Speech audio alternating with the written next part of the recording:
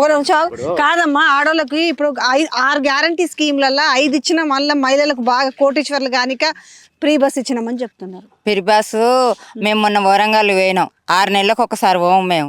పోతే గంట సేపులు నిలబడ్డాం. 1వ నంబర్ బస్సు అవరకు అర్ధగంటకు ఒకటి ఉండేది, మరి ఇప్పుడు లేవు. గంట సేపులు నిలబడి మళ్ళీ ఆటోకే వచ్చినాం. ఎందుకు పెట్టిండు ఫ్రీ బస్సు? గంట సేపు నిలబడి బస్ ఎక్కకుండా ఆటో. మరి ఇక బస్సులు ఆగుతలేవు. ములుగు నుండి వచ్చే బస్సు ఎక్కితే లోకల్ బస్సు ఎక్కిపోమ్మని అన్నాడు. అంటే మళ్ళీ మరి ఈ రోడ్కి వచ్చినాం. ఈ రోడ్కి వచ్చినాక గంట సేపు నిలబడి చీకటి అవుతుందని ఆటో వాళ్ళకి వచ్చినాం.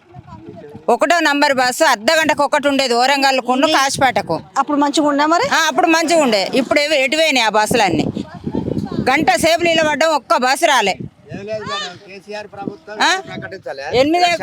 ప్రకటించక ముందుకు ఆయన సొంతగా నిర్ణయం తీసుకొని రైతు బంధు కానీ ఇవన్నీ బాగా చేసిండు. ఇప్పుడు ఈయన 6 గ్యారెంటీలు చేసిందంటే ఏది అమలు కాలే. ఒక్కటే అదైనా వాళ్ళు చెప్తుంది ఏంటంటే 6లో 5, 1 కరెంటు చెప్తున్నాడు, 1 గ్యాస్ చెప్తున్నాడు, 2 కరెంట్ 200 యూనిట్ల కరెంటు బిల్లు ఫ్రీగా ఇస్తున్నాం. ఇంటికి తిరుగుతాను బండ్లు వేసుకొని వైర్ కట్ చేస్తామని బిల్లు కట్టకుంటే.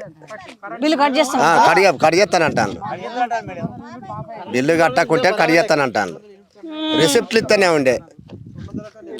ఇప్పుడు ఆ ప్రభుత్వం చేసింది, మేము దాన్ని ఎమ్మడపడి దాన్ని అడుగుతాం. మేము ఇక్కడ జనాలతో మాకేం పని అని వాళ్ళే అనుకుంటాను. ఆయన కనీసం అమలు చేసిండు. ఆయన జయని సుతం కొన్ని అమలు చేసిండు ఎవరు అప్పుడు కేసీఆర్ ప్రభుత్వంలో.